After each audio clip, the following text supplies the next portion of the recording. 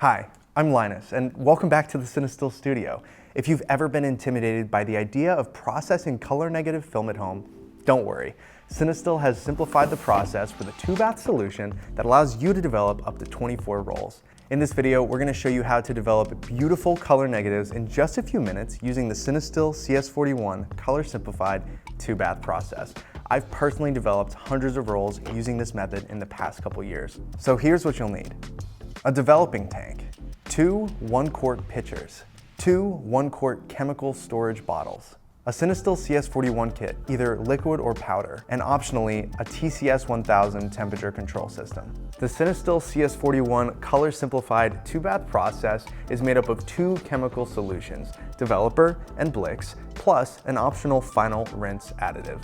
Inside the box, you'll find a printed set of instructions and 7 small bottles of chemical concentrate, which are clearly labeled.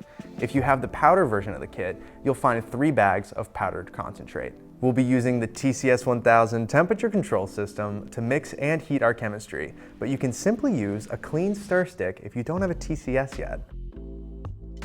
Now, let's start with the developer first. Grab one of your 1-quart mixing pitchers and pour 20 ounces of clean water into it. Next, while stirring or circulating with the TCS1000, pour in the contents of the bottle labeled Developer Part A and mix well. Then, do the same for Developer Part B and C. The total volume of the solution should be 1 quart, so top it off with some water and then continue mixing. Once fully mixed, you should rinse your TCS1000 to clean out any chemical residue from inside the unit. Place the TCS1000 into a clean pitcher of water and circulate. Replace the water and circulate again to rinse. Pour the mixed developer solution into one of your 1-quart chemical storage bottles and secure the cap tightly. Make sure to label both the bottle and the cap to prevent any accidental cross-contamination. Now, we'll mix the Blix. Pour 18 ounces of clean water into a clean pitcher. Next, while stirring or circulating with the TCS, pour in the contents of the bottle labeled Blix Part A and mix well. Then, do the same for Blix Parts B and C. The exact details of mixing the Blix solution with the powder version of the kit are slightly different, so be sure to read the instructions carefully. The total volume of the solution should be 1 quart, so top it off with some water and then continue mixing. Once fully mixed, you'll again want to rinse out your TCS1000 to clean out any Blix residue from inside the unit. Place the TCS1000 into a clean pitcher of water and circulate. Replace the water and circulate again to rinse. Pour the mixed Blix solution into your other 1-quart chemical storage bottle and label it clearly. A note on chemical contamination here. While the 2-bath process is designed such that the developer can get into the Blix without deactivating the Blix, it only takes a few drops of Blix getting into the developer to kill it. Aside from rinsing the equipment you're using while mixing, it's critical that the chemistry is always poured back into the correct bottle and the correct cap is attached. Labeling both the bottles and the caps appropriately is one of the simplest and easiest ways to avoid making a painful mistake. Now, loading your developing tank. Before developing, you'll need to load your film into a developing tank. We've got a whole video showing you how to load several different kinds of developing tanks over here. We at CineStill are big fans of the Jobo 1500 series, and the 1520 tank is one of my go-tos. During a single processing session, it can hold either 2 rolls of 35mm or 2 rolls of 120. If you don't have access to a darkroom, you can load your film in a changing bag. We've also made a video on how to use a film changing bag that you can find here. Now, the moment you all have been waiting for, processing your film. After your film is loaded into your developing tank and your chemistry is ready to go, you'll be able to start processing your color negative film. Of the 2 chemicals, the developer is the more temperature sensitive one and designed to be processed at 102 degrees Fahrenheit. There are multiple ways of achieving and maintaining this temperature. You can use the TCS in a plastic tub as a water bath, or simply place the TCS directly into your pitchers of chemistry, which is the way we'll be processing today. If you process outside of a temperature-controlled water bath, be sure to compensate for the temperature drop during processing by increasing the starting temperature by a degree or 2. Okay, let's get processing. Once your developer is up to temperature, quickly and carefully pour enough developer into your tank to completely submerge the reels inside and fasten the lid.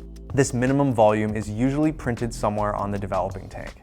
Fresh developer will require 3 minutes and 30 seconds at a temperature of 102 degrees Fahrenheit with continuous agitation for the first 10 seconds, and then at least 4 inversion cycles every 30 seconds.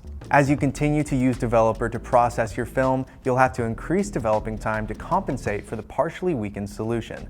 More details on chemical reuse and adjusting developing times can be found in the instruction manual linked in the description. Inversion style agitation looks like this. Invert the tank while also spinning it on its axis in a smooth and steady motion. Between inversion cycles, it's also good practice to tap the bottom of the developing tank to dislodge any air bubbles that could cause uneven development. At the end of the developing time, remove the lid from the tank and pour the developer out, combining it with any excess chemistry still in the pitcher or storage bottle. Quickly and carefully pour in the required volume of Blix and fasten the lid.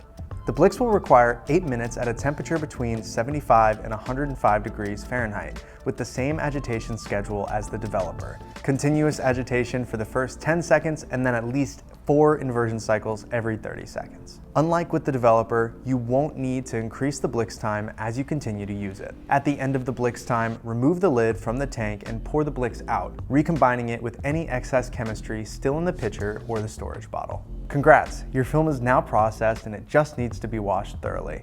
Place the developing tank under running water at about the same temperature as your Blix and wash for a minimum of 3 minutes. Alternatively, you can fill and empty your tank with water 7 times.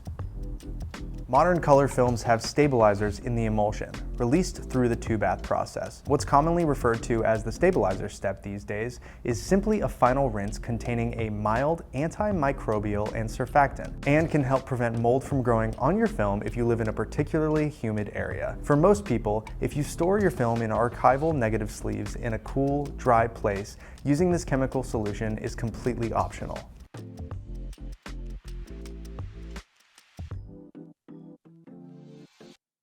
Once your film is fully washed, you can hang it up to dry. Refer to this video if you're having issues with water spots on your film due to hard water.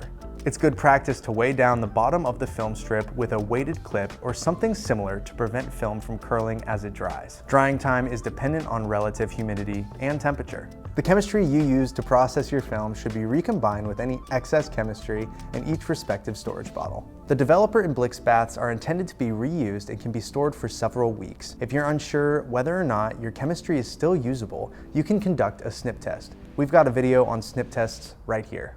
Exposure to air, UV light, and heat will speed up the aging of your chemistry. Always store your chemicals in dedicated chemical storage bottles with as much air squeezed out of them as possible. This couldn't be easier with our accordion-style bottles, which collapse down to evacuate excess air. Now, keep your bottles in a cool, dark place away from the reach of children. Previewing your negatives. Once your film is dry, it's ready to be inspected. Well-developed color negative film should have dense, clearly visible edge printing and a fully cleared film base that is translucent, not cloudy. If your film roll comes out blank, you guessed it, we've got a video covering that too. You can use a bright white light source to preview your inverted images using our CineStill Cs41 Color Negative Inversion filters on Instagram. There are a number of film presets along with simple controls that allow you to adjust brightness and color balance. Hit the link in our description to check out our Instagram filters, and make sure you save them to your Instagram camera so you don't have to go looking for them in the future. When you clicked this video, the idea of processing your own color negative film at home may have seemed too difficult, complicated, and hardly worth the effort. We hope this video has shown you how the CineStill Cs41 Color Simplified 2-bath process, available in both powder and liquid concentrates, makes it easier than ever to process up to 24 rolls with just 2 simple chemicals. Trust us, you've got this. You can find the Cs41 kits, as well as all-in-one bundles containing chemistry, bottles, pictures, and more at cinestillfilm.com. And as always, I'm Linus, and I'll see y'all later.